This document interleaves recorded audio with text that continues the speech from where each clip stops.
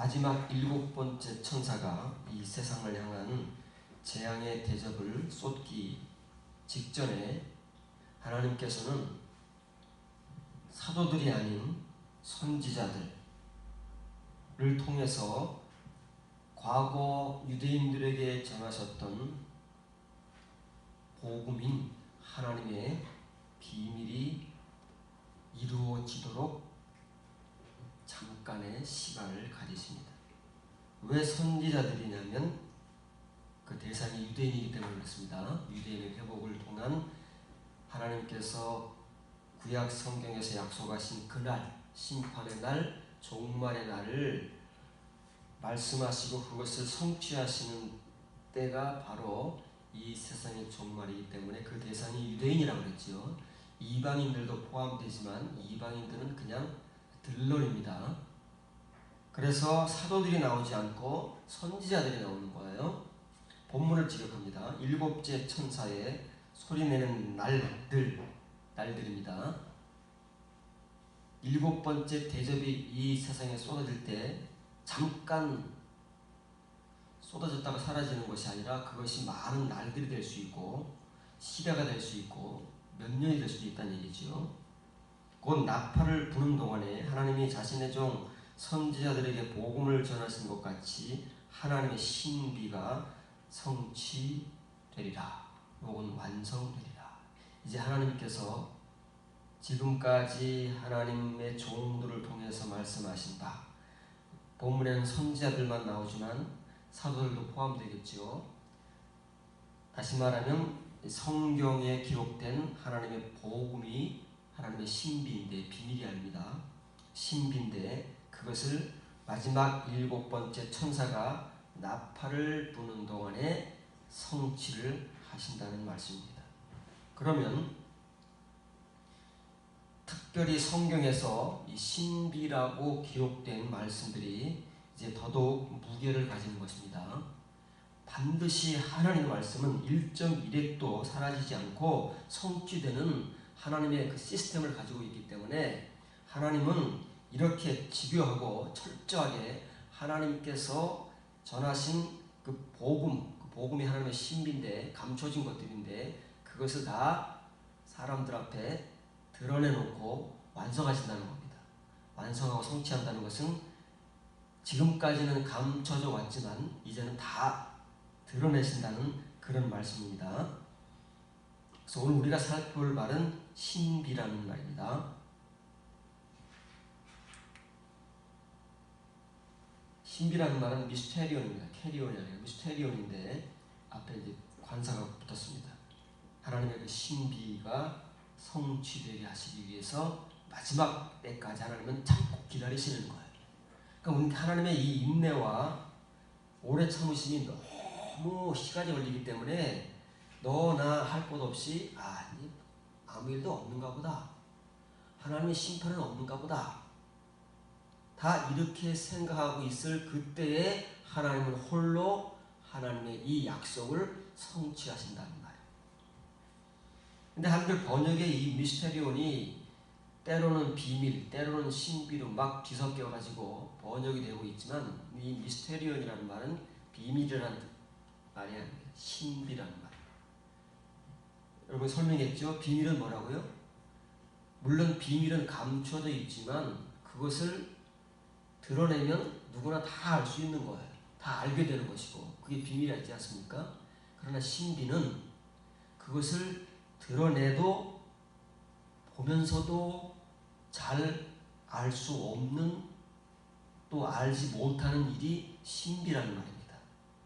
그래서 그 실예로 불가사의라는 말을 여러분에게 소개했습니다. 세계 7대 불가사의.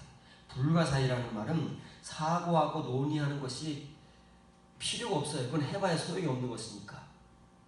7대 불가사의를 보고 저걸 어떻게 만들었느냐, 과학적인 근거가 뭐냐 아무리 얘기해봐야 그건 아무 소용이 없습니다. 왜냐하면 그런 것들로 설명이 안 되고 이해가 안 되기 때문에 그걸 신비라고 하는 것입니다. 그래서 미스터리, 영어로는 미스터리라고 번역하는 것이 옳습니다. 시크릿은 아닙니다. 근데 이제 뒤죽박죽 하고 있는 거죠. 그래서 우리가 반드시 신비는 이루어집니다. 그래서 선지자들을 통해서 전한 모든 복음이 신비라고 그랬지 않습니까? 사도들을 통해서 전한 모든 신비도 복음이고요. 그런데 그 중에서 과연 이 성경 말씀에 직접적으로 이렇게 미스테리온, 하나님의 신비라고 기록된 말씀을 우리가 살펴보면 더더욱 하나님께서 지금 요한계시록 10장 7절을 통해서 성취하시겠다고 하시는 하나님의 그 말씀과 약속이 얼마나 그 무게감을 가지고 반드시 하나님의 그 종말의 시간 속에서 성취될 것이라는 사실을 우리가 다시 한번 확인하고, 오늘 이 시대를 살아가는 우리에게 어쩌면 종말이 현실적으로는 다가오지 않을 수도 있습니다. 그러나 분명한 것은 개인적 종말은 맞이한다는 사실이죠. 그래서 이 말씀은 반드시 우리에게도 성취되어서 하나님 앞에서 하나님을 만나게 될 것입니다. 이 미스테리온이라는 단어가 신약 성경에 28번, 이건 공통되게 성경, 신약 성경 한 권당 한 번씩은 사용됐다는 말이죠. 그래서 한 번이 남으니까요. 마태복음 13장 10절 12절입니다. 제자들이 예수께 나와 이르시되 어찌하여 그들에게 비유들로 말씀하시나이까? 대답하여 이르시되 천국의 비밀을 아는 것이 너희에게는 허락되었으나 그들에게는 아니 되었나니 참으로 있는 자는 받아 넉넉하게 되되 무릇 없는 자는 그 있는 것도 빼앗기리라. 예수님께서는 처음부터 끝까지 천국 복음을 전하시면서 비유들로 전하셨다고 했습니다. 비유가 아니면 복음을 전하신 적이 없습니다. 그래서 복음서의 모든 복음은 미스테리온입니다. 비유입니다. 비유가 뒤에 가면 뭐라고요? 신비들입니다. 한글로는 단수로 번역된 것이 복수입니다. 비유들, 신비들, 비유가 신비라는 얘기예요. 그러니까 비유를 우습게 하면 안 됩니다.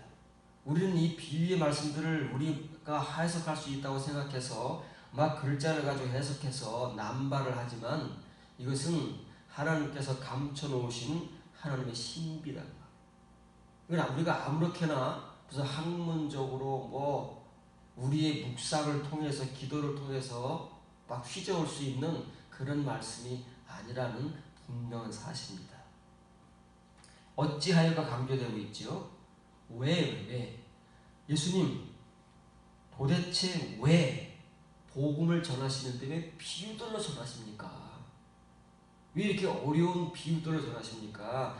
듣기 쉬운 말들, 그런 말들을 전하셔야 많은 사람들이 듣고 우리를 따라오지 않겠습니까? 라는 제자들의 약간 불평 섞인 불만이죠. 예나 지금이나 우리 이 본성들은 어때요? 설교를 하거나 전도를 하거나 집회를 하거나 그러면은 많은 사람들이 오더라. 그래서 많은 사람들이 쉽게 알아듣고 은혜받고 교회를 꽉 채우기로 하라. 그건 예나 지금이나 다를 바가 없어요. 예수님 당시의 제자들이나 오늘날 우리들이나 그 육신적 본성에서 나오는 그 열망은 동일한 거예요. 그건 제자들이 불평과 불만을 표현할 수밖에 없죠. 아니, 조금이라도 더 쉬운 말로 복음을 전해서 많은 사람들이 우리를 따라와야 헌금도 많이 들어. 그렇지 않습니까? 그리고 사람들에게 유명세도 타고 그럴 텐데, 아니 왜 이렇게 딱딱하고 어려운 말들로 복음을 전하셔가지고 알아듣지도 못하게 하세요. 우리들도 아주 알아듣기 어려운데, 우리가 이렇게 알아듣기 어렵다면 다른 사람들은 얼마나 알아듣기 어려울까라고 지금 하는 거예요. 그러나 그럼에도 불구하고 예수님은 꿋꿋하게 처음부터 끝까지 비유가 아니면 복음을 전하지 않으셨다고. 예수님께서 전하신 비유의 내용들이 뭐지요? 크게 나누면 다를 거 없습니다. 천국에 대한 비유와 종말에 대한 비유 외에는 없습니다. 그 두 개 빼고는 없어요. 여러 가지 비유들이 많이 나오지만 복음서에 딱 둘로 나누면 천국에 대한 비유, 종말에 대한 비유. 그거 똑같은 거지 않습니까? 천국은 뭐예요? 종말이지요. 종말을 맞이해야 천국에 가느냐 못 가느냐 결정되는 거예요. 개인적 종말이든 이 지구상의 종말이든 종말이 와야 하나님의 심판이 실현되고 그 심판을 통해서 하나님의 천국에 들어가느냐 못 들어가느냐가 결정되는 거예요. 그게 비유라는 거예요. 근데 그 비유가 뭐라고요? 비유는 신비입니다. 감춰져 있는 거예요. 신비라는 말은 하나님께서 감춰 놓으셨다 그 말이에요. 그게 칼리토라는 말과 똑같은 거예요. 그래서 이 감춰진 신비를 하나님께서 하나님의 종들, 선지자들과 사도들에게 알게 해주신 방법을 무엇을 통해서 알게 해주신다고요? 계시. 그 계시라는 말은 기도에서 받았다는 그런 게 아포칼립시스. 감춰져 있는 그 덮개를 벗겨서 그 실체를 보게 하시는 것이 계시라는 말이에요. 우리가 생각하는 계시와는 다른 겁니다. 그래서 이렇게 써 있습니다. 저희들은 이해가 안 돼요. 우리도 이해가 안 돼요. 설교는 쉬운 말을 해서 교인들이 다 알아들을 수 있게 하고 은혜 받게 해야 된다. 그건 우리 생각입니다. 정말 하나님 복음은 어려운 겁니다.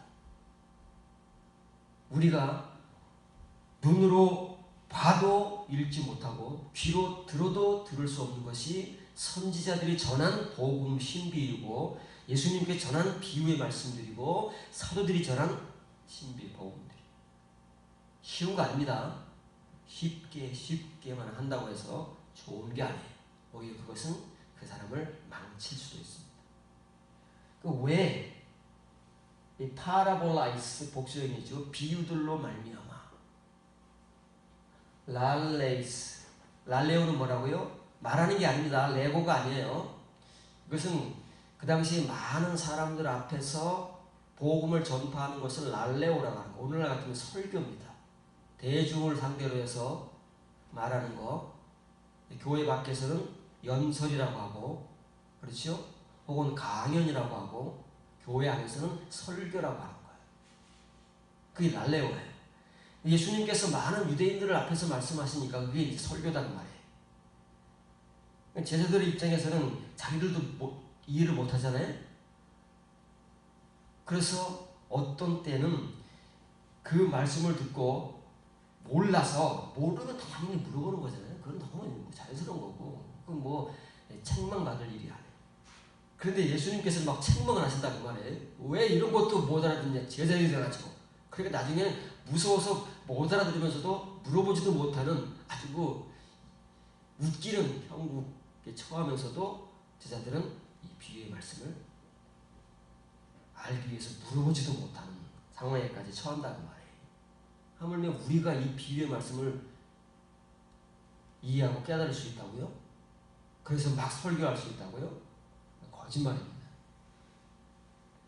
글자를 가지고 우리 마음대로 해석해서 전할 수는 있지만 정말 하나님의 이 복음, 신비의 말씀대로는 전하기가 극히 어려운 것입니다.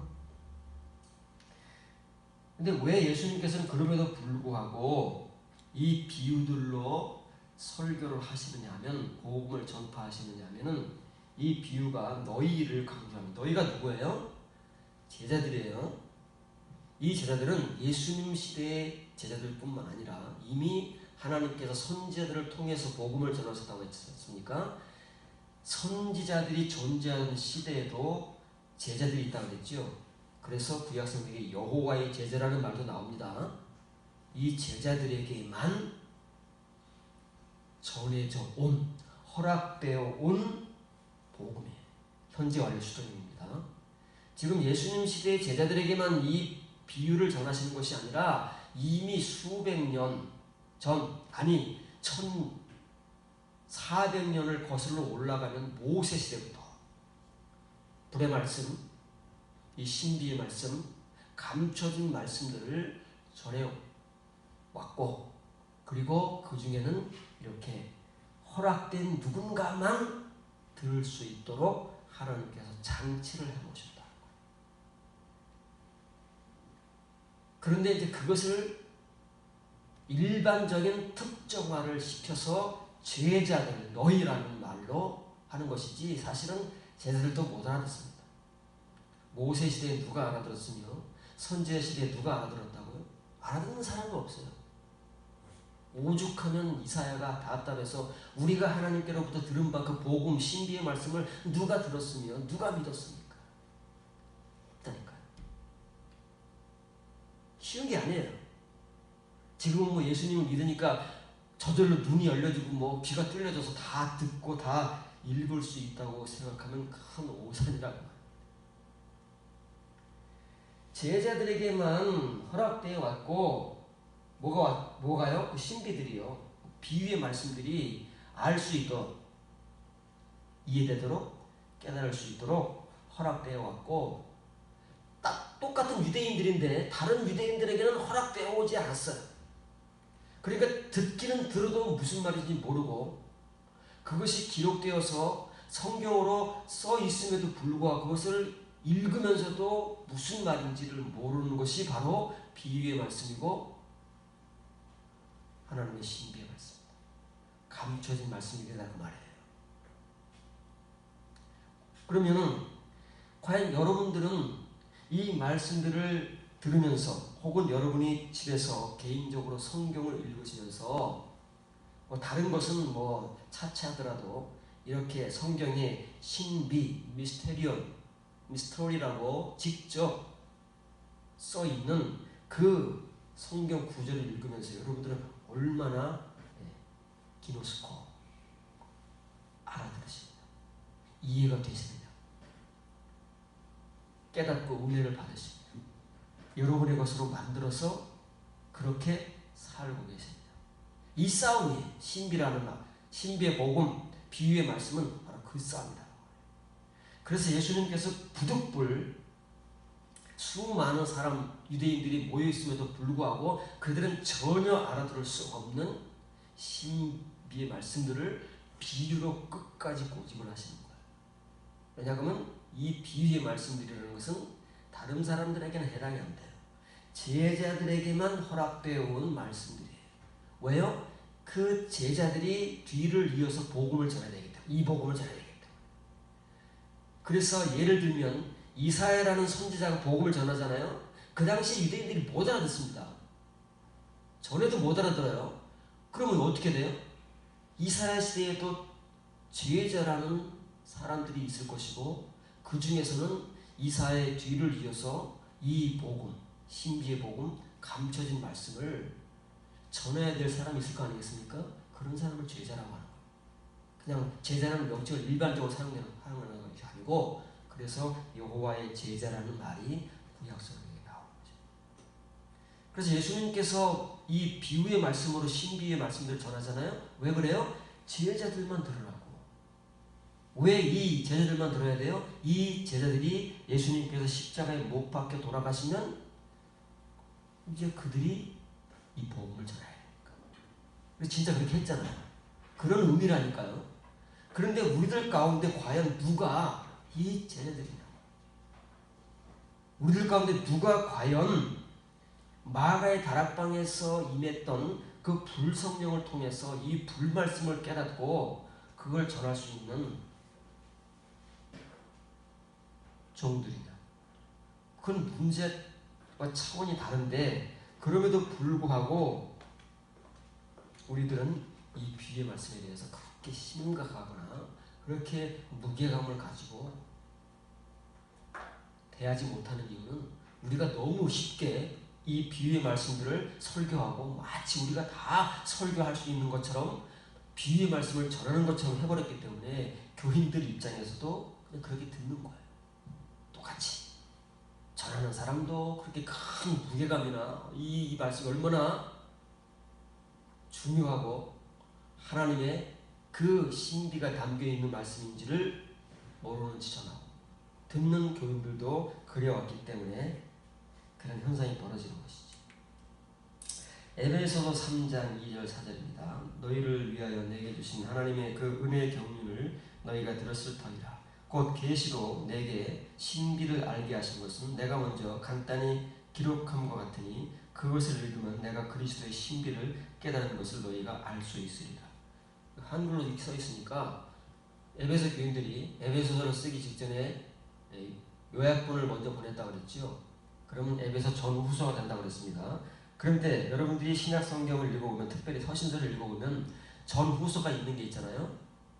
고린도 전후서, 데살로니가 전후서, 디모데 전후서 있습니다. 그럼 확인을 해보세요. 전서가 긴지 후서가 긴지. 다 공통적으로 전서가 깁니다. 후서는 전서보다 한 장이건 두 장이건 세 장이건 짧습니다. 그런데 에베소서는 전서가 짧고 후서가 길어요. 그래서 성경에는 에베소 전서는 없습니다.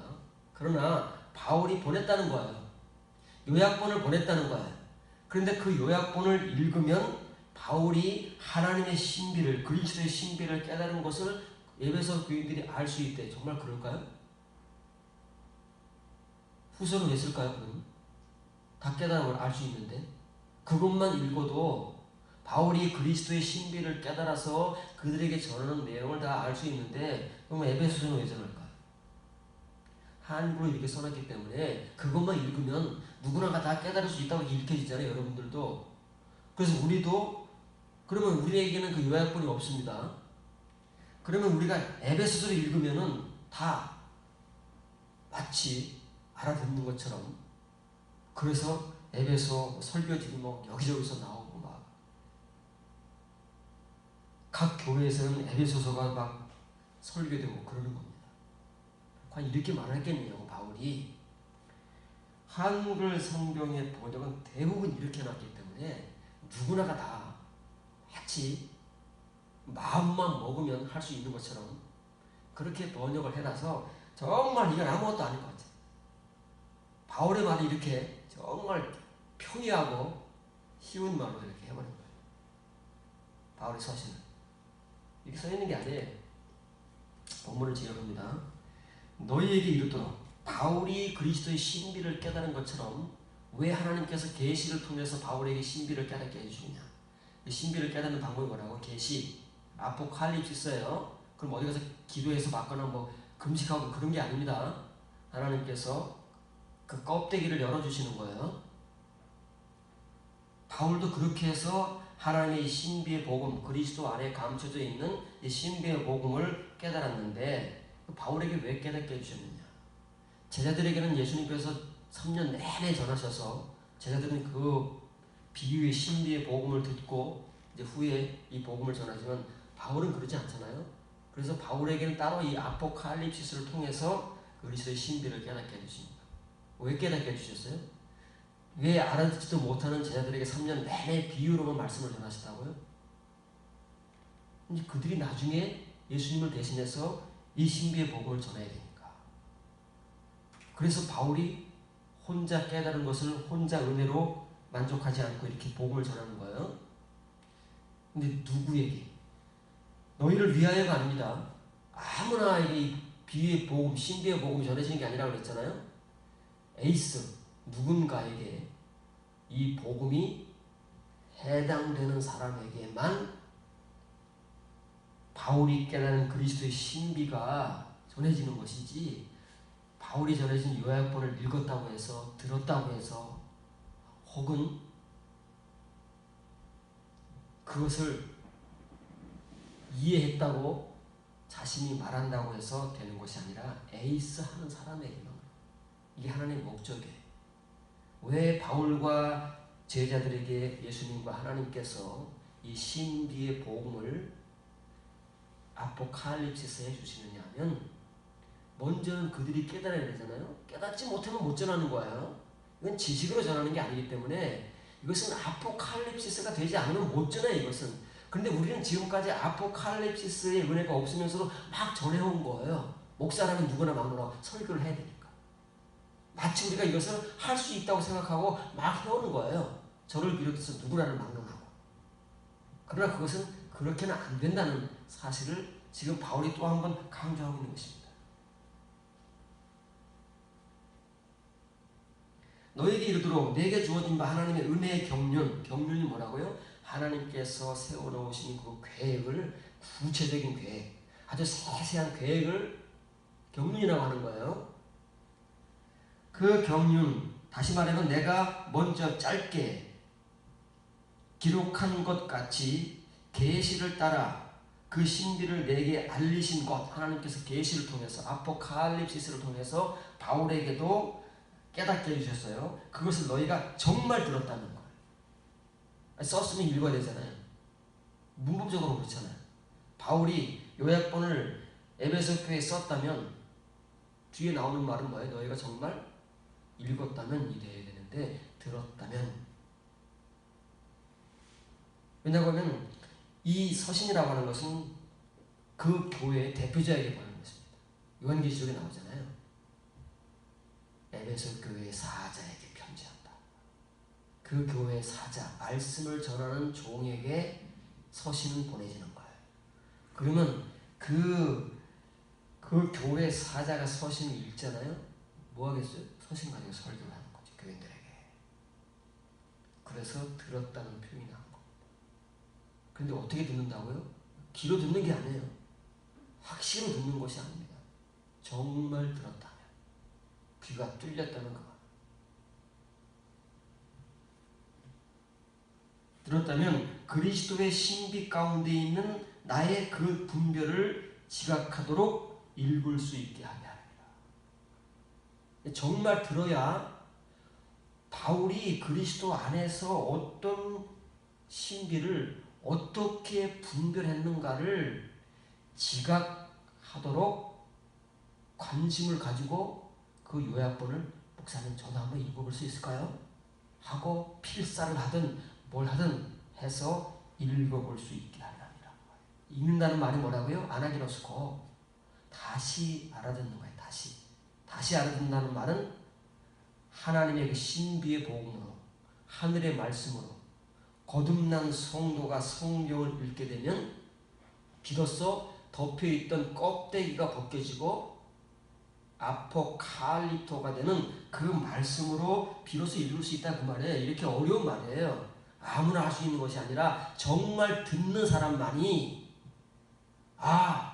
바울 사도께서 그리스도 안에 있는 신비를 이렇게 분별했구나.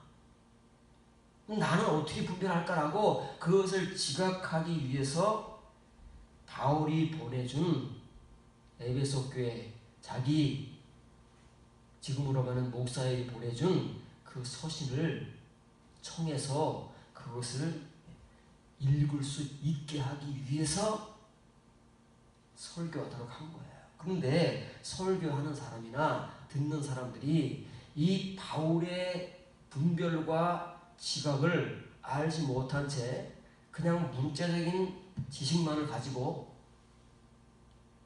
오늘날로 말하면 신학적 교리를 가지고 전한다면 누가 듣겠습니까? 교인 중에서. 들을 수 있는 사람이 누가 있겠느냐고. 그래서 오늘날 우리가 이런 거예요. 에베소서를 열심히 읽고 설교를 하고 여러분들 개인적으로 읽지만 과연 에베소서에 기록되어 있는 바울의 그 신비를 깨달은 그 분별, 그 지각을 우리가 얼만큼 습득해서 우리 것으로 만들어서 그런 은혜와 믿음과 말씀 가운데 살고 있느냐고요. 과연 천국의 백성으로 하나님 앞에 인정을 받고 있느냐고요. 그건 문제가 다른 거죠. 그 얘기를 지금 하고 있는 거예요. 그만큼 하나님의 신비의 복음, 그것을 이제 그리스도 안에 담아가지고 직접 세상에 보내셨잖아요. 그래서 제자들이나 바울은 그리스도라는 우리가 믿는 예수님을 통해서 직접 듣기도 하고, 바울은 직접 듣지도 못했으니까 아포칼립시스를 통해서 깨닫는 거예요. 그런 사람들만이 이 복음을 전할 수 있는 거예요. 어떤 복음이요? 미스테리온의 복음. 그래도 그것을 듣는 교인들은 들을까 말까 하다는 말이에요. 하물며 그렇게 전하지 못한다면 뭘 들을 수 있겠습니까? 여러분들이 뭘 들어왔습니까? 저에게. 사람의 말, 그냥 설교를 들어온 것이지 이런 복음을 전한 적도 없고 들어본 적도 없어요. 피차가 그런 겁니다. 피차가. 이게 우리의 아이러니인 거예요. 설교자들의 아이러니. 이렇게 써 있습니다. 플러스 1은 뭐뭐 하기 위함이라. 것을 위함이라는데 의역을 하려면 이거 할 수 있게 하기 위함이다. 디나세가 뭐 할 수 있다잖아. 너희가 할 수 있도록 하기 위함이다. 왜 바울이 부득불 에베소서를 보내기 전에 그 요약본을 먼저 보내야 되느냐? 이 아나기노스코를 할 수 있도록 하기 위함이다. 그 말이에요. 아나기노스코는 뭐라고요? 사전적 의미로는 읽다라는 말이지만 성경적 의미로는 다시 안다는 말이에요. 다시 안다는 말은 하나님께서, 예수님께서 전하시는 말씀 그대로, 다시 말하면 천국의 말씀, 신비의 말씀 그대로 알 수 있도록 하기 위함이다. 무엇을요? 무엇을 이렇게 읽게 하기 위함이에요? 텐슈네신 물은 나의 분별이에요. 이건 분별이지요.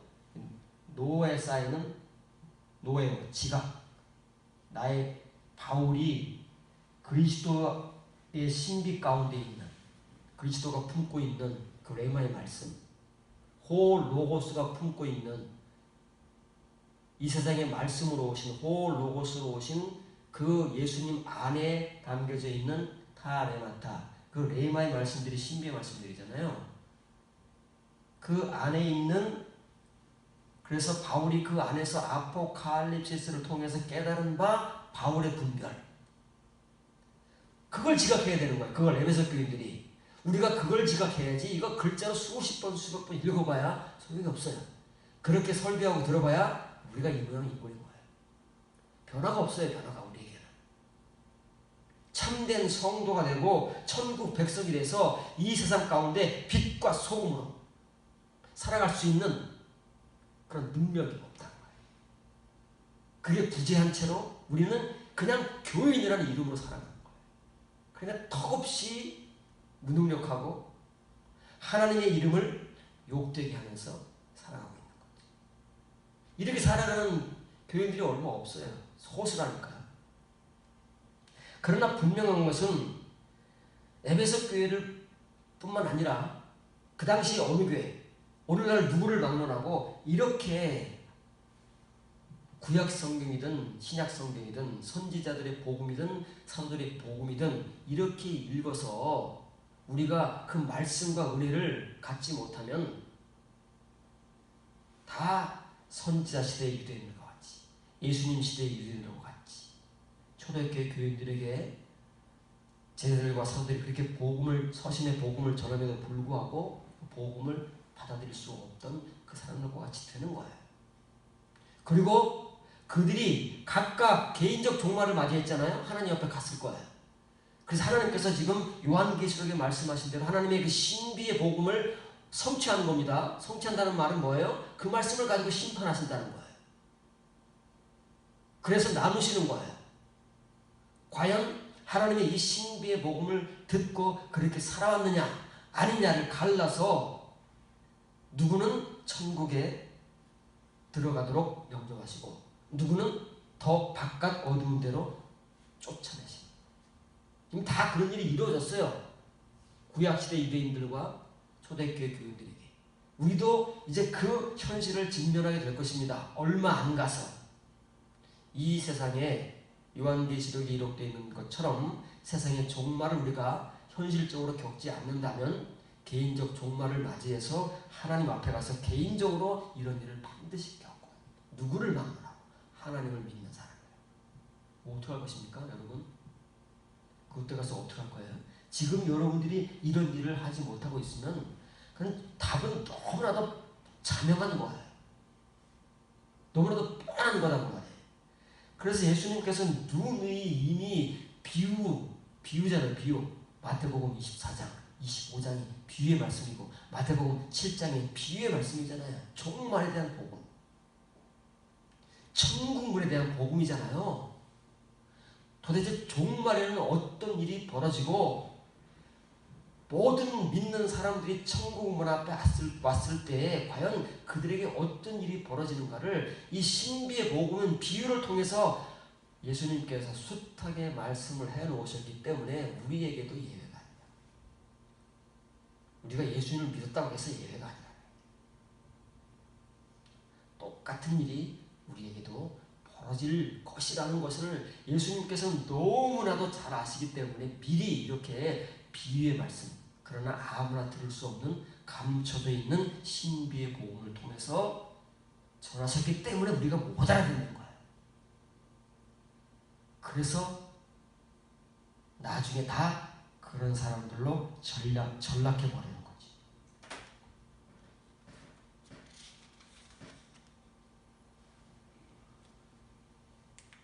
고린도전서 2장 1절 2절입니다. 형제들아 내가 너희에게 나아가 하나님의 증거를 전할 때에 말과 지혜의 아름다운 것으로 아니하였나니 참으로 내가 너희 중에서 예수 그리스도와 그의 십자가에 못 박히신 것 외에는 아무것도 알지 아니하기로 작정하였습니다.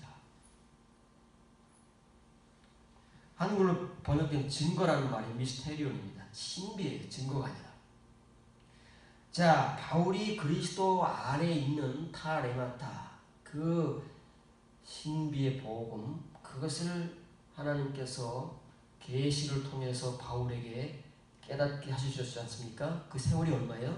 10여 년의 세월이 걸렸어요. 다메섹 도상에서 그 우리가 경험할 수 없는 정말 바울이 실명할 정도의 그 강한 빛을 받는 경험을 통해서 예수님을 만났잖아요. 그 얼마나 대단한 경험입니까? 우리는 그런 경험만 해도 난리가 나잖아요. 아마 전국 방방곡곡 교회마다 간증으로 다니고 있을 거예요. 그 정도의 경험을 해서 은혜를 받았다면. 그런데 그거 가지고 복음을 못 전하잖아요, 바울이. 그거 가지고 복음을 전하 실패하잖아요. 왜냐하면 하나님의 신비의 복음은 그렇게 전할 수 있는 게 아닙니까? 우리의 복음은 그렇게 전할 수 있어요. 우리가 전하는 복음은 그걸로 얼마든지 전할 수 있고 수많은 사람들에게 은혜를 끼치고 막 개종을 시킬 수 있어요. 그러나 이 미스테리의 복음은 바울이 그런 경험을 해서 전할 수가 없어서 결국은 다메섹에서 실패하고 예루살렘까지 왔지만 거기서 결국은 실패하고 고향으로 돌아가잖아요. 10여 년 동안 홀로 시위합니다. 아라비아 광야에서 3년 동안을 거하면서 기도하고 묵상하면서 그렇게 10여 년 동안을 씨름하는 가운데 하나님께서 바울에게 이런 은혜를 주신 거예요. 그래서 바울이 드디어 바나바에 의해서 안디옥 교회로 캐스팅되고 1년 동안 교사 역할을 하다가 성령님의 감동을 통해서 드디어 복음 전도자가 되는 거잖아요. 그래서 고린도 교회를 세웠잖아요. 2차 전도 여행을 통해서. 그 고린도 교회에 지금 편지를 하는 것입니다. 본문을 지도합니다. 형제들아 나도 강조하고 있잖아요. 가고 나 역시도 너희에게 가서 하나님의 신비를 전할 때에 말이나 지혜의 탁월함을 따라가지 아니하였노라. 그 말이 바른 글자는. 그러면 나도라는 말은 다른 사람들도 이렇게 했다는 것이 아니라 하나님의 종들은 이렇게 해야 된다는 거예요. 하나님의 선지자들이라면, 참된 선지자들이라면 이렇게 했을 것이고 그 당시에 하나님의 참된 사도라면 이렇게 했을 거예요. 누가 그래요? 베드로가 그러고 있고 사도 요한이 그러고 있고 야고보가 그러고 있잖아요. 유다가 그러고 있잖아요. 바울 역시도 이렇게 했다는 말이에요. 그런데 바울이라는 사람은 엄청 똑똑한 사람입니다. 엄청 많이 배운 사람이에요. 학식이 넘쳐나는 사람이에요. 요즘으로 말하면 신학 박사 절에 가는 사람이다. 그런데 뭐래요? 그런 것 가지고는 복음을 안 전한다. 왜냐하면 복음은 미스테리 복음은 그런 거가 전해질 수 있는 게 아니에요. 우리의 설교, 우리의 복음, 우리의 신학은 그런 거 가지고 얼마든지 할 수 있습니다. 사람들에게 인정받고 존경받고 사람들에게 그것이 통용될 수 있지만 이 미스테리 복음은 그런 거 가지고는 어림도 없어요. 그렇게 될 수 있었다면 이미 다메섹에서 성공이 됐을 거예요. 안 돼요. 그런 거 가지고. 근데 우리는 지금 그렇게 하고 있어요. 안 되는 걸 우리의 것 가지고 우리의 그 얄팍한 지식, 우리의 얄팍한 경험 그거 가지고 열심히 지금 설교를 하고 가르치고 있는 거죠. 그렇게 한 거는 바울이 1등이에요. 그 당시에. 바울을 따라올 사람이 없어요. 베드로는 몹시해도 못 내요. 그러나 예수 그리스도의 십자가의 복음. 이 십자가만 안다 그러니까 뭐 예수님의 십자가에 죽으신 거 그것만 아는 거라고 우리가 착각을 하는 거예요. 그래서 우리 역시도 십자가를 얘기하면서 바울이 십자가 얘기했으면 우리도 십자가 얘기를 하는데 그거밖에 몰라. 우리가 아는 거는 십자가의 보혈, 십자가의 은혜, 십자가의 죽음, 그걸 통해 다 우리의 죄가 해결되고 구원이 해결되고 의가 해결되고 다 해결되어서 우리는 이미 다 하나님의 자녀, 천국 백성이 되었다고 하는 그런 그 얄팍한 십자가를 바울이 얘기하는 줄 알아요. 바울이 안다고 하는 이 십자가, 예수 그리스도의 십자가는 뭐예요? 바울 서신이에요. 바울 서신에서 기록되고 있는 예수 그리스도의 복음의 미스테리온의 복음인데, 우리는 바울이 십자가만 알았다고 하니까 우리도 십자가만 안다고 자랑하는데, 우리가 알고 있는 십자가는 정말 너무너무나 초라하고 수준 낮은 십자가인 거지. 그래서 바울은 절대 이 지혜의 탁월함이 뭐냐면 사람이 가지고 있는 그 똑똑함, 명철함, 지식, 학문 이런 거예요. 이거 탁월한 사람들이 있잖아요. 뛰어난 사람들이 있잖아요. 정말 들어보면 와, 어떻게 저런 걸 다 설교를 통해서 할 수 있을까? 뭐 그냥 찬사가 저절로 나오는 설교자들이 있어요. 설교하는 사람들 중에서는. 그런데 과연 그걸 통해서 하나님의 이 미스터리의 복음이 전해지겠느냐 그 말이에요. 그건 그 사람 자신의 개인적인 학문적 능력이고 그 사람의 뛰어남이고 우수함이지 복음을 전하는 것과는 다르다는 거예요. 오해해서는 안 되는 거예요. 그런 사람들도 있어요. 정말 훌륭한 대학 나오고 유학도 갈 수 있고 그런 사람들도 있습니다. 그런 사람들도 목회하고 설교를 하잖아요. 바울이 지금 그 얘기를 하는 거예요. 그런 것 가지고 이 미스터리의 복음이 해결되는 게 아니에요. 해결할 수 없다고 말해요. 그건 뭘로 통해서만요? 예수 그리스도 안에 있는 그 신비의 복음, 다 레마타의 말씀, 그것 가지고 해결되기 때문에 바울은 그것만 알기 위해서 자기 모든 것을 버린다잖아요. 자기가 지금까지 배워온 그 학식, 학문, 명철, 그 바리새인 중에 바리새인, 자기 혈통 이런 것들을 다 배설물같이 여긴다잖아요. 우리는 그렇습니까? 우리는 그런 것들이 자랑이라니까. 그런 거 못 내세워서 안달이잖아요. 없어서 못 내세우지요. 있기만 해봐요. 그런 거 입에 달고 살걸요. 내가 왕년에. 우리 그런 게 자랑이다. 그러나 정말 이런 은혜를 받은 사람들은요, 이런 은혜가 없기 때문에 그런 거를 자랑거리로 삼지, 이런 은혜를 받게 되면 낯뜨거워 뭐야. 내가 왜 그때 그런 자랑을 했나? 모르니까 그러고 하고 있는 거지. 그냥 다 배설물 같은 거야. 아무것도 짝에 쓸모없는, 내가 이 은혜를 받지 못했기 때문에 그것이 자랑인 줄 알고 사람들에게 인정받고 그러기 위해서 그런 말을 하는 것이지, 만약 이런 은혜를 받았다면 바울과 같이 그런 얘기는 이거 담을 수도 없어요. 왜? 그건 배설물입니다.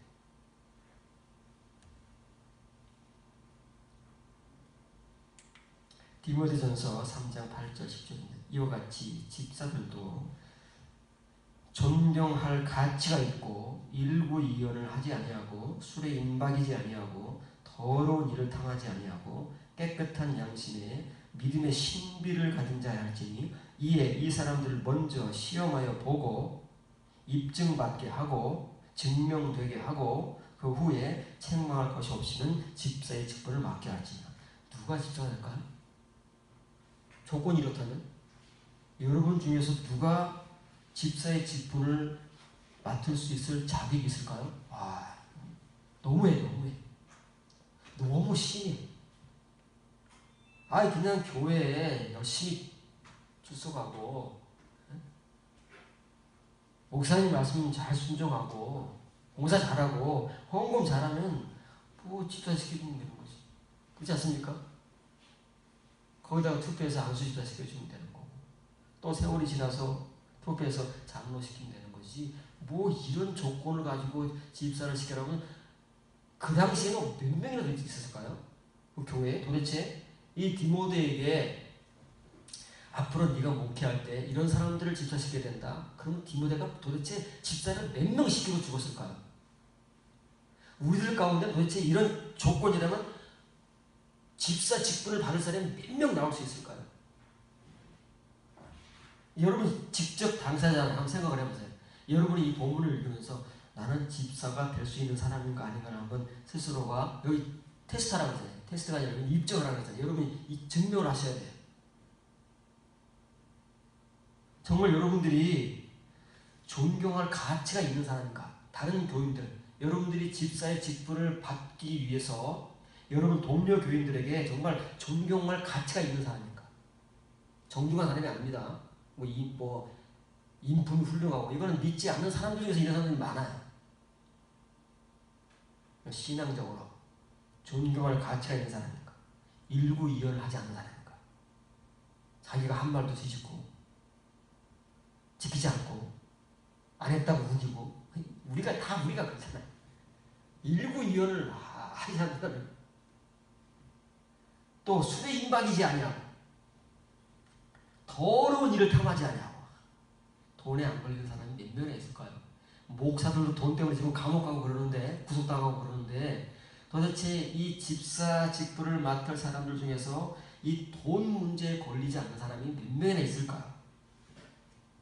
깨끗한 양심 이제 여기까지는 그러다 쳐요. 믿음의 신비 어쩌라고요?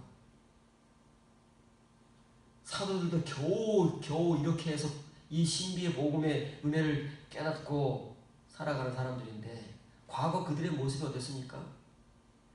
제자들의 모습이 어떠했으며 바울의 모습이 어떠했습니까?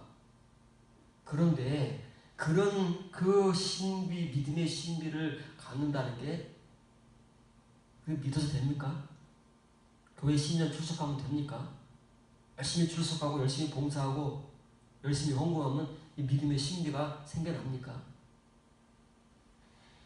이렇게 되는 것도 어려운데 이거를 그 사람들 말만 듣지 말고 먼저 그 사람들로 하여금 입증되게 하는 스스로가 증명하라는 거예요. 자, 여러분이 이런 사람인지 하나하나씩 증명해 봅시다. 존경할 가치가 있냐 그건 추상적인 거니까 둘째치고 지금까지 여러분들이 교회 생활하면서 일구이연을 하지 않았습니까? 이거 아는 사람이 어디 있어요? 목사님 나도 일구이연을 더듬어만 봐도 벌써 기억이 나는데 술에 임박이지 않았습니까? 더러운 일을 탐하지 않았습니까? 이런 사람들을 먼저 도끼마저 해봐라. 도끼마저. 스스로 도끼마저 하게 하라고 말해요. 그리고 나서 이런 조건들에 대해서 책망할 것, 걸릴 게 없으면 집사의 직분을 맡게 하라. 없다는 거예요, 사실은. 오늘날 우리 교회들에서 거의 없다고 보면 맞습니다. 그러면 장로는 고사하고 집사 세우기 정말 하늘의 별 따긴 거예요. 근데 오늘날 우리 교회가 그렇습니까? 교회 우리 집사님들이 얼마나 많습니까? 교회가 크면 클수록 그냥 집사는 비례해서 들어가는 거예요. 수백 명 있는 집사가 있는 교회가 있고 수십 명 있는 교회가 있고 그러잖아요. 그 집사님들이 다 이러신 분들이라면 얼마나 좋겠느냐. 하나님이 얼마나 기뻐하시겠느냐고요. 그 교회가 얼마나 아름다운 교회겠느냐고요. 그런데 오늘날 우리의 교회가 그러하며 오늘 우리의 집사님들이 그러하시냐. 자, 보세요. 집사에 대한 조건이잖아요. 자격이잖아요.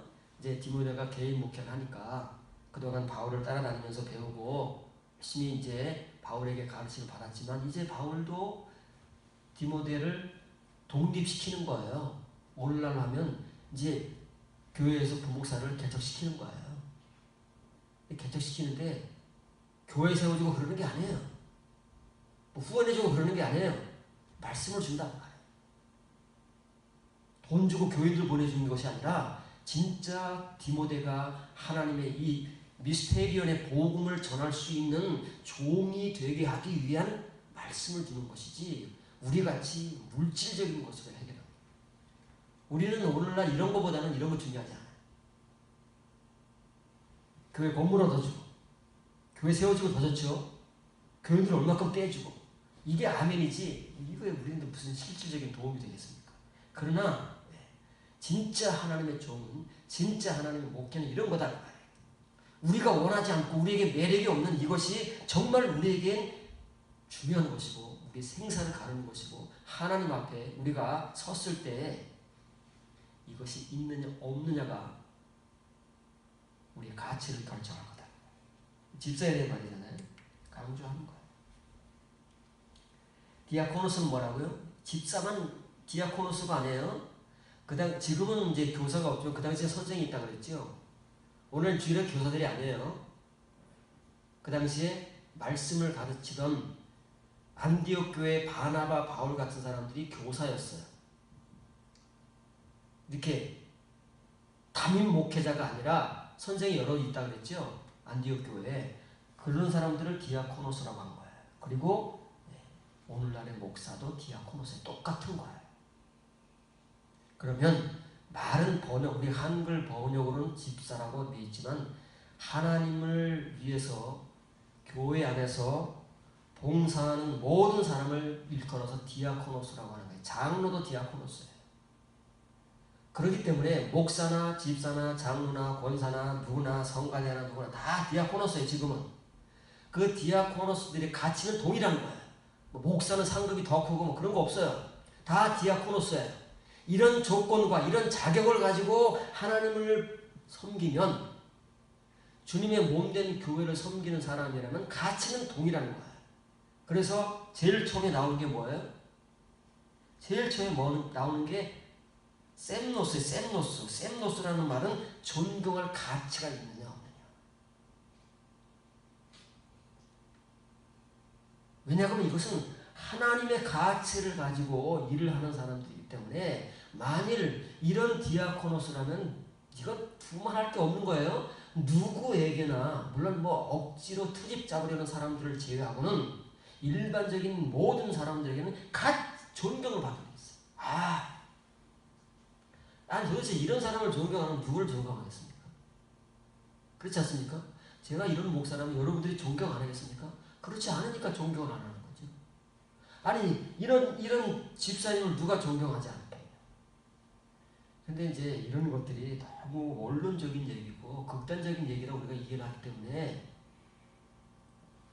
우리가 보고하고 잘 안 받아들이려고 하는 거예요. 근데 성경입니다. 성경에 무슨 극단적이고 원론적인 얘기하는 것이 아니라 신비의 복음을 얘기하는 거예요. 하나님의 신비의 복음을 듣고 전하고 그런 은혜를 받은 사람들은 다 이런다요. 다 이런다요. 그런 얘기하는 것이지 뭐 우리한테 부당한 가지라고 막 억지스러운 얘기를 하는 게 아니에요. 이거는 신비의 복음 얘기하는 거예요. 그 은혜 받은 자를 얘기하는 것이고 그 디아코노스를 얘기하는 거예요. 목사든 집사든 장로든 누구든 상관없어요. 교회 안에서 봉사하는 모든 사람들은 이런 은혜와 믿음을 가져야만 원래 하나님의 교회에서 봉사하게 되는 거예요. 그 자격이고 조건이에요. 그래서 이런 사람들은 반드시 결론적으로는 뭐예요? 그 믿음의 신비를 깨끗한 양심 안에 가져야 돼요. 양심이 깨끗해야 돼요. 요즘 양심은 다 각자 양심이지 성경적 양심을 가진 사람이 없어요. 다 양심이 깨끗하다 그래요. 내 양심을 걸고 얘기한다 그래요. 사람들 앞에서 얘기할 때 자기 죄를 인정하는 사람이 어디 있습니까? 다 죄 없다고 하고 구속당하면서도 죄 없다고 하고 재판 받으면서 죄 없다고 하지 누가 죄 있다고 하느냐고요. 누가 이런 양심을 가느냐고요. 근데 그런 사람들은 차치하고 과연 하나님을 믿는 사람들을 우리가 이런 양심 하나님의 양심 안에 이 믿음의 신비를 담고 지금 믿음 생활하고 있느냐고요. 이게 신비의 복음입니다. 이것은 교인이나 목사나 집사나 누구를 막론하고 다 공통적인 거예요. 하나님을 믿는 사람이라면 예수님을 믿는 사람이라면 이건 뭐 말할 필요가 없는 거예요. 두말할 필요가. 그래서 이런 사람들이 있다고 이제 가정을 해봐요. 여러분들이 집사님들이 이런 사람이라고 가정을 해보자고요. 와서 나 저는 이렇게 삽니다. 일부 이혼도 안 하고요. 뭐 사람들에게 욕도 안 먹고요. 양심도 깨끗하고요. 더러운 일도 안 나고요. 술도 안 먹습니다. 아, 그렇습니까? 그리고 그렇게 인정하라는 말이 아니에요. 그런 사람이 나올 거예요. 후토이가 나올 거예요.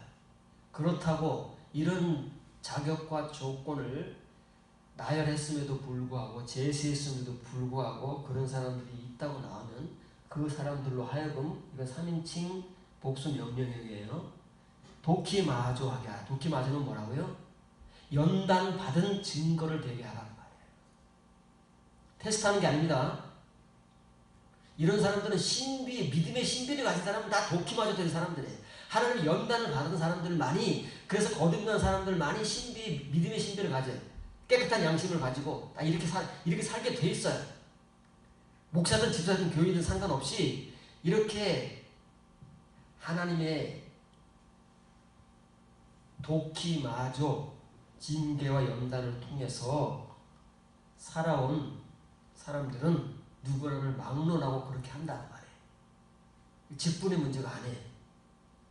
그러나 굳이 직분을 받게 한다면 이런 사람들이 돼야 된다는 말이에요. 그래서 직분을 주는 것도 어렵고 직분을 받는 것도 어려운 거예요. 이건 연륜을 통해서 받는 것도 아니고 사회적 신분을 통해서 받는 게 아니에요. 교회 주차 관리 몇 년 했다고 주는 게 아니다 그 말이에요. 그건 사람들이 만들어서 그렇게 하는 것이지, 진짜 성경에서 나오는 직분자들은 이렇게 해서 세우는 거다 그 말이에요. 그리고 그런 사람이 있다면 이렇게 스스로가 증명을 해야 돼요. 어렵지요? 어려운 겁니다. 예, 표면의 신자, 표면의 목사, 표면의 집사들은 무수히 많아요. 그러나 이 신비의 은혜와 복음을 가진, 그 믿음을 가진 목사, 집사, 교인들은 소수이기 때문에, 그럼에도 불구하고 그 소수자들만이 천국의 문으로 들어갈 수 있기 때문에 이런 극단적인 것 같다고 여겨지는 이 내용들을 바울이 디모데에게 이렇게 요구하는 거예요. 디모데도 이런 자격이 되어야만 목회를 할 수 있는데 바울이 디모데를 인정하는 것이죠. 그래서 디모데에게 네가 목회하는 교회에서 집사를 세울 때는 이렇게 세워야 된다. 그래야 교회가 교회다 하신다. 그렇지 않으면 그냥 건물이다. 골로새서 2장 1절 3절입니다.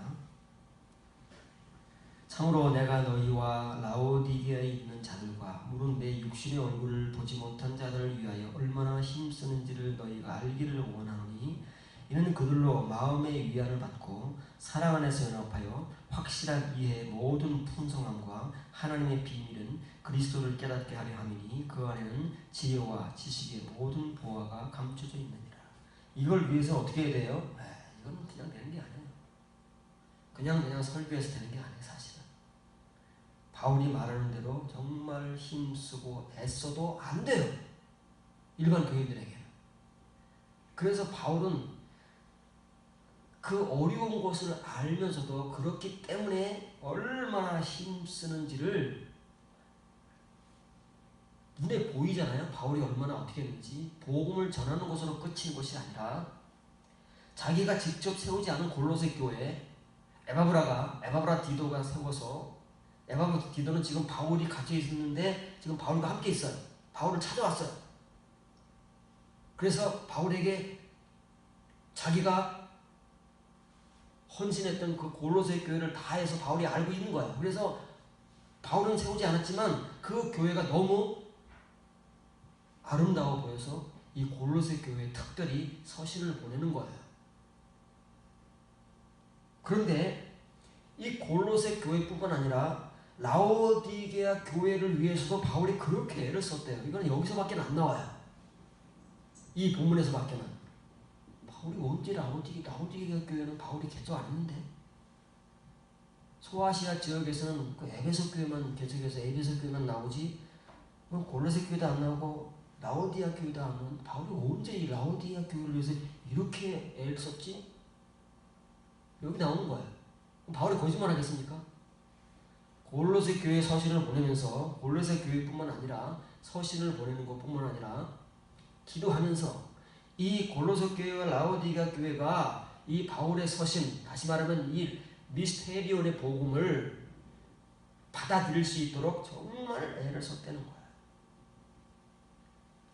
그 이유는 그 신비의 복음 안에, 그리스도 안에 지혜와 지식의 모든 보물들이 감춰 있기 때문에 그래요. 그게 뭐예요? 타라이만 타라. 양이 얼마나 돼요? 그 높이와 넓이와 길이를 측량할 수 없어요. 이 그리스도예요. 그 안에 감춰진 타레마타 지혜와 지식의 보물들이에요. 그걸 나눠주기 위해서 그런 거야. 그러니까 각 교인들은 자기 분량만큼 갖는 거예요. 그 그리스도 안에 있는 그 숱한 양의 보물들 가운데 여러분이 가질 수 있는 만큼만 갖는 거예요. 얼마만큼이요? 여러분들이 이 신비의 복음 서신서를 통해서 깨닫는 그 말씀의 은혜만큼 여러분들이 그 보물을 소유할 수 있는 거예요. 그것이 하나님 앞에 가면 하나님 나라의 보물들로 보상이 되는 거예요. 주고받는다는 거예요. 그냥 주는 거 아닙니다. 상급이라는 것은 칭의의 은혜만 값없이 행위 없이 공로 없이 주시는 것이지, 이 이면의 은혜부터는 대가를 우리가 지불해야 되는 거예요. 그래서 우리가 가진 만큼 보상을 쓰는 것이지 값없이 행위 없이 공로 없이 막 주시는 거 아니다 그 말이에요. 속으면 안 돼요. 본문을 기억합니다. 이는 사랑 안에서 연합하여 분별이 있는 철저한 확신. 에베소 교회에게 왜 그 요약본을 편지했다고, 서신을 보냈다고요? 바울의 분별을 지각하게 하기 위해서. 그래서 분별을 갖게 되면요, 확신이 철저하게 되는 거예요. 그 분별이 있는 철저한 확신의 모든 풍부함.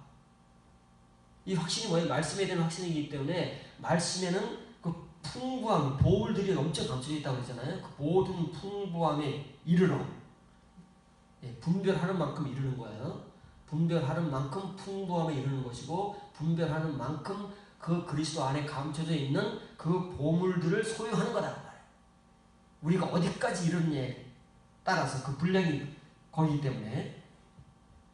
근데 여기에 이른다는 것은 다른 말로 하면 하나님의 신비의 정확한 지식, 에피그노시스에 이르는 거예요. 그래서 이 에피그노시스가 하나님의 신비예요. 이게 타레마타다. 이제 에피그노시스를 이 한마디로 여러분들이 정리를 하면 돼요. 아, 에피그노시스는 하나님의 신비구나. 하나님의 신비의 지식이구나. 말씀이구나. 이게 분별이고 이게 지각이구나.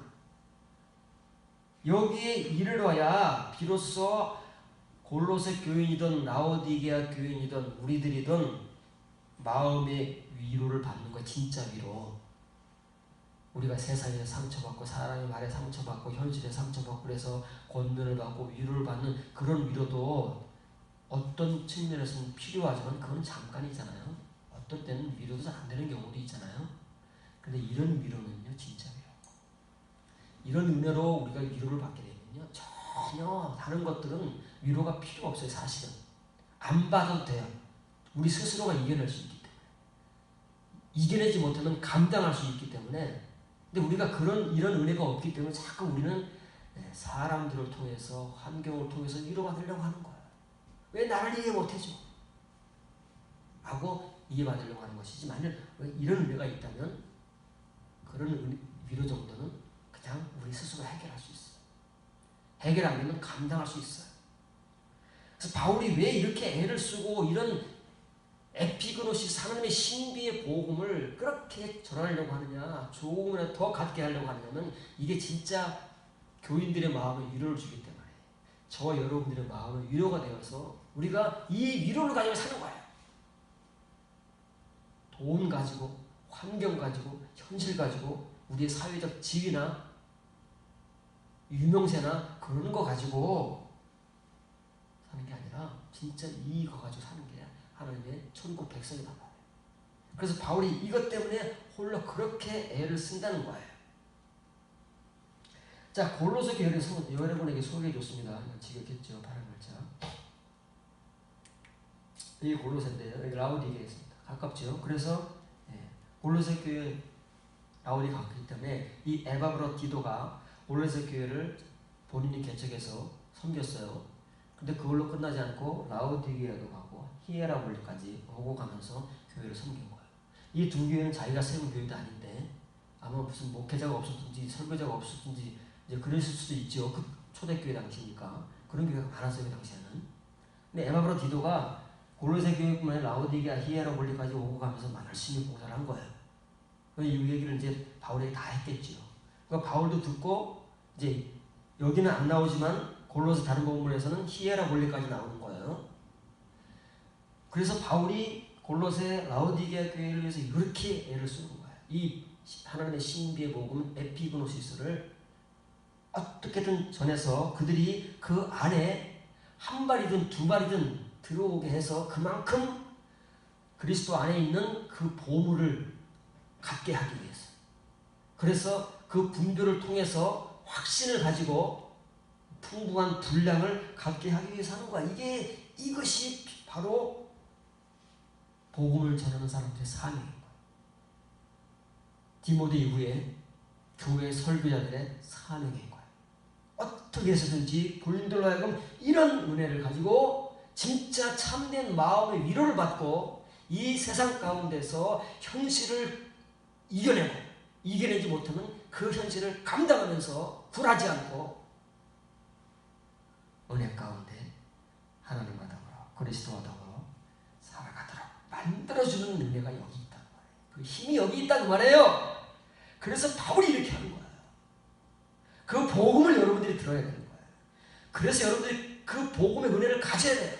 믿음의 신비를 가져야 되고 이 풍부함의 분량을 여러분들이 얼마큼이라도 에이스해야 거기에서 여러분들의 참된 마음의 위로가 나오는 거예요. 여러분들이 현실을 살아갈 수 있는 거예요. 그 힘으로, 그 은혜로, 그 믿음으로 살아갈 수 있다는 거예요.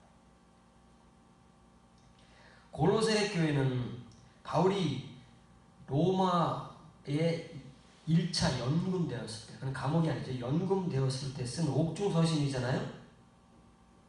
정확하게 말하면 연금서신이죠. 연금 돈 준다는 얘기가 아니라 가택에 제한된 공간에만 이렇게 갇혀 있는 거예요. 나가지 못하는 자유로워요. 연금이라는 것은. 그렇게 있을 때에 골로새, 에베소, 빌레몬, 빌립보 이런 서신을 썼잖아요. 그 중에 하나가 골로새다 그 말이에요.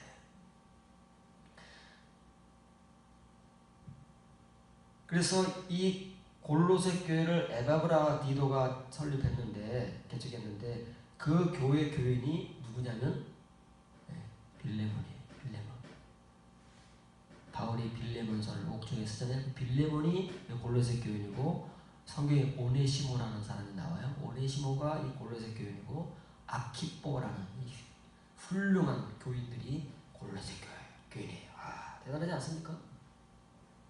목회자도 없어서 평신도와 에바브라디도가 세운 교회에 그 진실되고 이렇게 미스테리온의 보험을 가지고 섬겼더니 이런 교인이 나오는 거예요. 왜 나와요? 왜 미스테리온의 복음을 들으면 이런 교인들이 나온다니까요. 못 들어서 못 나오는 것이죠. 그럼 얼마큼 훌륭한 목사가 있느냐가 문제가 아니에요. 얼마큼 이런 복음의 은혜가 있는 사람이 말씀을 전합니다. 그래서 누군가가 이 말씀을 듣느냐에 따라서 에바브라디도가 나오는 것이고 빌레몬이 나오는 것이고 오네시모가 나오는 것이고 아키뽀 같은 교인이. 저와 여러분들이 이제 이런 말씀을 전하는 자가 되고 이런 말씀을 듣는 여러분들이 되어서 우리 피차가 이렇게 하나님의 신비의 복음의 은혜, 그 믿음의 신비, 그리고 그리스도 안에 있는 그 풍성한 그 보물에 점점점 오늘보다는 내일보다는 그 다음 날에 한 걸음 한 걸음 에이스 해가는 그런 발전이 있어야 되겠죠. 그걸 성장이라고 하지 않습니까? 그런 성장이 있어야 우리의 소망이 있는 거예요. 하나님께로 가기 위한 소망이 있는 것이죠. 그래서 우리가 하나님 앞에 가면 소망이 있는 거예요. 그런데 그런 거 없이 가면 큰일 납니다. 큰일 나요. 반드시 이런 것이 가지고 가야 되고 있어야 갈 때 소망이 있는 것이지 그렇지 않으면 아무것도 없어요. 쫓겨나. 그래서 예수님도 그렇고 구약시대 선지자들도 그렇고 사도들도 그렇고 이렇게 이 미스테리온의 복음을 전하는 거야. 진실하고 참되게 여러분들이 알아들을 수 있으면 그건 여러분들의 분복인 거예요. 이렇게 써 있습니다. 그래서 A 쓴 거예요. 이거는 플레로포리아스라는 말은 철저한 확신에 이르는 거예요. 어떤 철저한 확신이에요? 시네시스의 속격이지요. 이 분별의 철저한 확신. 바울이 받은 바 그리스도 안에 신비의 분별이 있어요. 그 신비의 복음, 타 레마타의 은혜를 받으면 다 누구를 막느라고 분별이 생겨요. 분량이 달라서 그렇지. 왜냐면 에이스 했기 때문에 그래요. 거기에 들어간 만큼 분량이 생기기 때문에 누구나 다 이 분별을 가져요. 분별을 갖게 되면 확신이 이제 되면 어떤 환경이 나에게 덮쳐와도 그 확신은 변하지 않아요. 흔들리지 않고. 그래서 철저한 확신이라고 하는 거예요. 여기에 이른다는 말은 여기에 이른다는 말이에요. 위에 말과 밑에 말이 똑같잖아요. 그래서 똑같은 에이스라는 전처럼 연결되는 거예요. 이게 이거예요. 이 말은 다시 말하면 하나님의 신비의 에피그노시스에 이르는 거예요. 하나님의 신비의 에피그노시스에 이른 만큼 이 분별이 생기는 것이고 그만큼 그리스도 안에 있는 지혜와 지식의 보물, 하나님 나라의 보물로 보상해 줄 그 보물을 우리의 분량으로 받는 거예요. 각자의 분량으로. 근데 이 에피그노시스란 말은 한글 번역에는 절대 번역이 안 돼 있어요. 다 지식이에요. 지식. 근데 영어 성경만 해도 어떤 경우에는 그냥 knowledge, 그냥 지식으로 번역을 해요. 그런데 어떤 성경 구절은 이게 그냥 지식 가지고는 안 되는 그런 뉘앙스가 있어요. 그럴 때는 어떤 성경에서는 true knowledge라고 해요. 참 지식이라고 해요.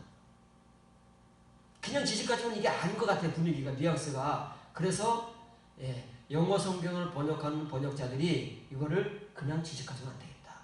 그래서 true knowledge라고 번역을 하기도 하고 어떤 영어 성경에서는 full knowledge, 이거 배웠죠? full knowledge는 뭐라고요? 온전한 지식. 이게 에피그노시스의 원래 뜻이에요. 근데 한글 번역어는 절대 이런 번역이 안 나오는데 저 그냥 다 지식이에요. 몰라요 뭔지, 무슨 말을 하는지. 그냥 우리가 아는 성경 지식으로 다 이해를 해서 성경 지식만 가지고 있지 이 에피그노시스를 그래서 우리가 지금까지도 못 가지고 있는 거예요. 그러나 분명한 것은 이게 없으면 말짱 꽝이에요. 이걸 모르고 이거를 우리가 분량으로 갖지 못하면 이 에이스 안으로 한 발자국이라도 들어가지 못하면 이건 뭐 서신서는 우리가 아무 관계가 없는 거예요. 왜냐하면 서신서는 맨 미스테리의 복음을 전하는데 우리가 이 미스테리의 복음도 모르고 에피그노스도 모르는데 이걸 어떻게 알겠냐고요. 그래서 이렇게 바울은 본인이 한 번도 얼굴을 맞대본 적도 없는 이 골로새 교회와 라오디게아 교회를 위해서 이거 하려고, 이것 때문에 이 은혜를 전해주려고. 아니 뭐 골로새 교회, 라오디게아 교회, 뭐 히에라볼리 교회, 뭐 소아시아에 있는 교회들이 다 복음을 받고 교회가 세워져서 우리 같이 지금 수년의 세월이 흘렀는데 뭐 모르겠습니까? 이건 모른다. 바울이 가지고 있는 이 이면적 말씀, 신비의 복음, 에피그노시스의 복음은 갖지 못했기 때문에 바울은 이거 전하려고 있잖아. 감옥에 연금돼 있으면서도 그렇게 애를 쓴다는 거야. 자기가 할 수 있는 최선을 다해서 서신을 보내든 기도를 하든 누구를 통해서 말을 전하든 다 한다. 자, 오늘날 우리가 얼마나 편합니까? 언제든지 설교할 수 있고 언제든지 설교를 들을 수 있어요. 근데 우리는 지금까지 뭐 했습니까? 과연 이거를 얼마큼 우리의 분량으로 가지고 하나님 앞에서 하나님 나라의 보물들로 보석으로 보상을 받을 수 있을까요? 우리는 얼마큼 이 은혜를 가지고 지금 각자의 자리에서 봉사하며 살고 있을까요? 하나님의 이름을 욕되게 하지 아니하고 하나님을 하나님답게 사람들에게 증거하면서 도키마주하면서 살아가고 있을까요? 이것이 우리 숙제인 거예요. 다른 거 없어요. 하나님 절대 다른 걸로 우리를 판단하지 않습니다. 심판하지 않습니다. 이런 것들만 가지고 심판합니다. 어디 교회에서 왔니? 얼마나 유명한 목사로 세웠니? 얼마나 사회적 신분이 있던 교인이었니? 그런 건 다 버리고 가야 돼요. 우리가 가지고 갈 수 있는 건 여러 가지밖에 없어요. 이 세상에서는 지금은 우리가 그런 것 같이 삽니다. 얼마나 큰 교회 목사인가? 얼마나 유명한 목사인가? 얼마나 인정받고 존경받는 목사인가? 얼마나 사회적 신분이 있고 얼마나 큰 교회 교인인가? 그런 것 가지고 우리가 만족하며 살지만 하나님 앞에서는 그런 거 다 버리고 갑니다. 우리가 가지고 갈 것이란 알몸에 이거밖에 없는 거예요.